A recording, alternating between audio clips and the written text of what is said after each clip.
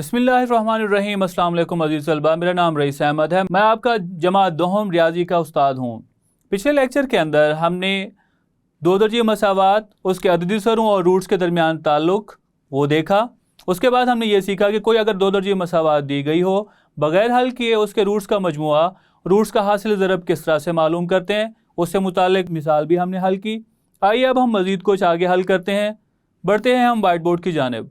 Unit 2, आज का हमारा टॉपिक है दी हुई दो दर्जे मसावातों में नामालूम मिकदार की कीमत मालूम करना। हम सीखेंगे कि किस तरह से अगर हमें दो दर्जे मसावात दी गई है उसमें कोई नामालूम मिकदार अगर हमें दी गई है तो उसे हम मालूम करेंगे।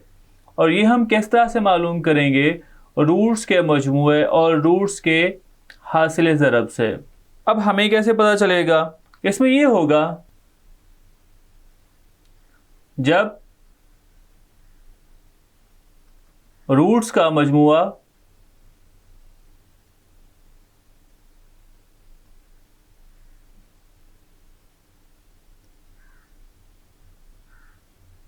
रूट्स के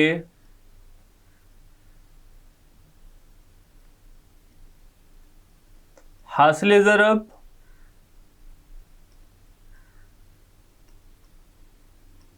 के ज़ोफ़ हम मल्टीपल को कहते हैं, ज़ोफ़ के बराबर हो।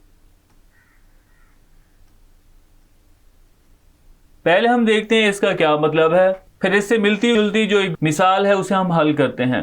पहले हम यहाँ पे देखते हैं कि रूट्स का मजमुआ और रूट्स के हासिल ज़रब के ज़ोफ़ के बराबर इसमें क्या कहना चाह रहा है। जब हम इसे समझ लेंगे तो इससे जो मिलती मिसाल नंबर 1 है उसे हम हल करते हैं। बेजी मिसाल के तौर पर रूट्स का हम मजमुआ मालूम करते हैं, उसकी कीमत आ जाती है 6 और हमें ये कहा जाता है रूट्स का मजमुआ रूट्स के हासिल ज़रब का 2 गुना है।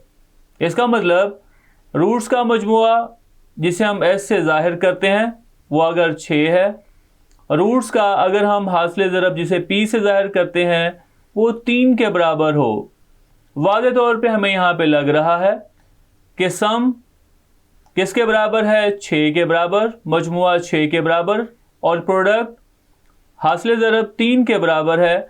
अगर हम इस 3 को ज़रब कर दें 2 के साथ तो जवाब किसके बराबर आएगा? 6 के।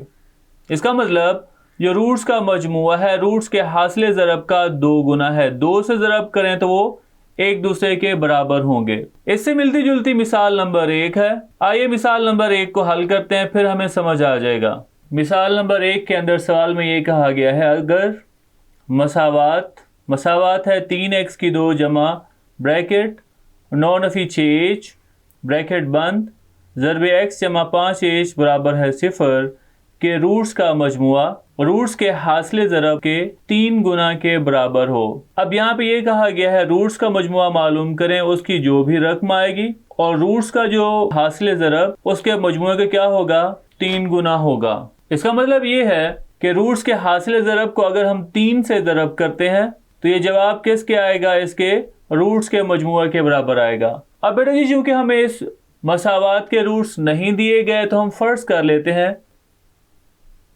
फ़र्ज़ करें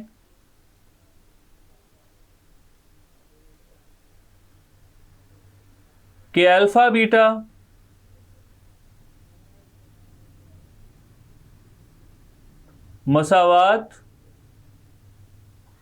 मसावात है 3x की 2 जमा ब्रैकेट 9 नफी 6h ज़रब x जमा 5h बराबर है 0 के रूट्स हैं।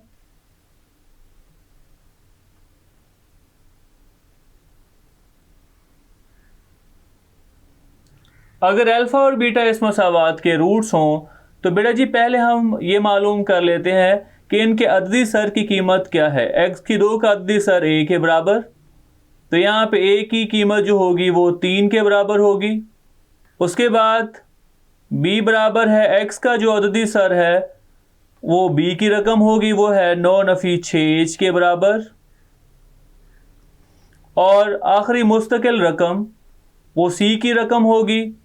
तो यहाँ पे सी बराबर होगा 5h के बराबर। आइए अब हम मालूम करते हैं रूट्स का मजमुआ। रूट्स का मजमुआ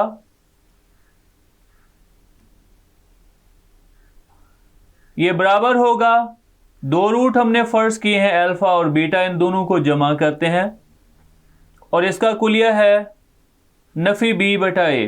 बेटा जी अगर हम इसमें कीमतें दर्ज करें तो ये बराबर होगा नफी अलामत बी किसके बराबर आ रहा है 9 नफी 6h के बराबर, क्योंकि दो रकमें हैं और बाहर नफी अलामत ज़रब हो रही है तो इन्हें हम ब्रैकेट के अंदर लिखते हैं, बटा ए किसके बराबर आ रहा है, ए बराबर आ रहा है 3 के। अगर हम नफी अलामत को ज़रब करें अंदर तो वो नंबर जिसकी अलामत नफ़ी है वो जमा हो जाएगी और जिसकी अलामत जमा है वो उसकी अलामत तब्दील हो के नफ़ी हो जाएगी।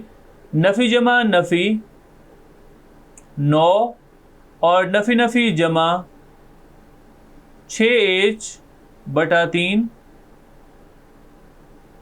मज़ीद अगर हम इसे लिखें तो हम इस तरह से लिख सकते हैं, जमा वाली रकम को पहले लिख लेते हैं 6h नफ़ी 9 बटा 3 होगा और ये क्या है रूट्स का मजमुआ अल्फ़ा जमा बीटा, जिसे हम एस भी लिख सकते हैं। आइए अब हम मालूम करते हैं रूट्स का हासिल ज़रब। रूट्स के हासिल ज़रब को हम पी से ज़ाहिर करते हैं। पी बराबर होगा रूट्स का हासिल ज़रब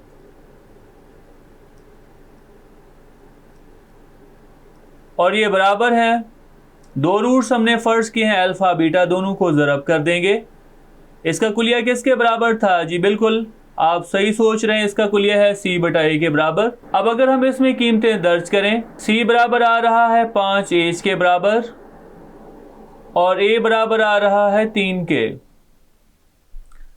तो यहाँ पे P बराबर होगा 5h बटा 3 और ये रूट्स का हासिल ज़रब है। बेटा जी हमें एक शर्त दी गई, क्योंकि हमें ये कहा गया है रूट्स का मजमुआ मतलब अल्फ़ा जमा बीटा रूट्स के हासिल ज़रब का 3 गुना है, तो इसका मतलब ये है अगर हम रूट्स के हासिल ज़रब को 3 से ज़रब करें तो जवाब किसके बराबर आएगा? रूट्स के मजमुआ के बराबर। ये हमें सवाल के अंदर शर्त दी गई है। आइए अब हम इसमें कीमतें दर्ज करते हैं। बेटा जी अगर हम इसमें कीमतें दर्ज करें, रूट्स का मजमुआ किसके बराबर है? वो है 6h नफ़ी 9 बटा 3 और ये बराबर होगा 3 गुना किसके? रूट्स के हासिल ज़रब के। रूट्स के हासिल ज़रब की कीमत क्या आई है? 5h बटा 3। बेटे यहाँ पे हम वाज़े तौर पे देख सकते हैं 3 यहाँ पे ज़रब हो रहा है और 3 तकसीम हो रहा है, ये आपस में क्या हो जाएंगी? रकमें कट जाएंगी।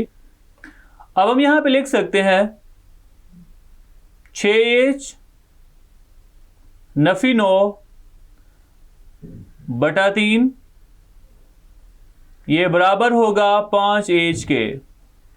3 यहाँ पे तकसीम हो रहा है, इस तरफ ज़रब कर देते हैं तो हम यहाँ पे लिख सकते हैं 6h नफ़ी 9 बराबर है 5 को 3 से ज़रब करें, जवाब कितना आएगा? 15h के बराबर होगा।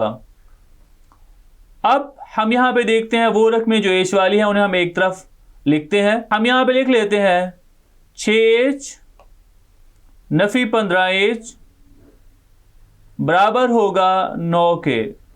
हमने 9 इस तरफ मुंतकिल किया और 15h को इस तरफ लेके आए। पर जी यहाँ पे दो आदाद दिए गए हैं, दोनों की अगर हम अलामतों को देखें तो दोनों की अलामात मुख्तलिफ हैं, तो हम यहाँ पे क्या करेंगे? नफ़ी करेंगे। 15 में से 6 निकालें, जवाब 9 आएगा। 9h बड़ी रकम के साथ नफ़ी अलामत है तो जवाब के साथ भी नफ़ी अलामत होगी, बराबर होगा 9 के। एच मालूम करना है तो 9 के ऊपर नफ़ी 9 को हम तकसीम कर देंगे, क्योंकि यहाँ पे नफी 9 ज़रब हो रहा है, दूसरी साइड पे क्या हो जाएगा तकसीम, और 9 से हम क्या करें, 9 को काटें, 9 के ऊपर तकसीम हो, एक सेम नंबर, एक जैसा नंबर के ऊपर अगर हम तकसीम करते हैं तो जवाब हमें 1 मिलेगा। और ये नफ़ी की जो अलामत है ये हम उसके साथ लगा लेते हैं। तो हम यहाँ पे लिख सकते हैं एज की कीमत किसके बराबर होगी, नफ़ी 1 के बराबर, और हमने एज की कीमत मालूम करना थी। आइए अब हम हल करते हैं मिसाल नंबर 2। बेटा जी अब हम देखते हैं कि जब रूट्स के मुरब्बों का मजमुआ दिए हुए आदाद के बराबर हो, मतलब हमारे पास 2 रूट्स हैं, एक अल्फ़ा और एक बीटा, अगर उनके मुरब्बों का मतलब पहले रूट का मुरब्बा अल्फ़ा की 2 बन जाएगा और दूसरे रूट का मुरब्बा बीटा की 2 बन जाएगा, और इनका मजमुआ जमा किसी भी नंबर के बराबर हो, किसी भी अदद के बराबर हो, तो हमने इस तरह के सवालों को अब हल करना है। मिसाल नंबर 2 इसके मुताबिक है, पी की कीमत मालूम कीजिए अगर मसावात 4x की 2 जमा 3px जमा पी की 2 बराबर है 0 के रूट्स के मुरब्बों का मजमुआ 1 के बराबर हो। आइए अब हम इसे हल करते हैं और देखते हैं कि पी की कीमत क्या होगी, क्योंकि यहाँ पे भी रूट्स हमें दो जी मसावात तो दी गई है लेकिन उनके रूट्स नहीं बताए गए कि कौन कौन से हैं। तो यहाँ पे भी हम फ़र्ज़ कर लेते हैं, फ़र्ज़ करें कि अल्फ़ा बीटा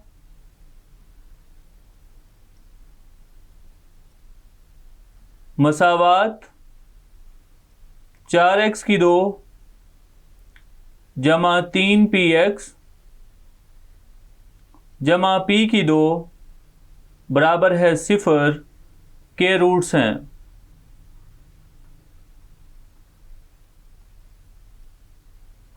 अगर ये इस मसावात के रूट्स हैं तो हम यहाँ पे पहले इनके अददी सर मालूम कर लेते हैं। बेटा जी x की 2 का अददी सर वाज़े तौर पे किसके बराबर है, 4 के। x का अददी सर 3b है तो b की कीमत होगी 3b के बराबर, 3p के बराबर, और p की 2 मुस्तकिल रकम है तो c बराबर होगा p की 2 के। अब हम मालूम करते हैं रूट्स का मजमुआ, मतलब इन्हें हम अल्फ़ा जमा बीटा लिखेंगे।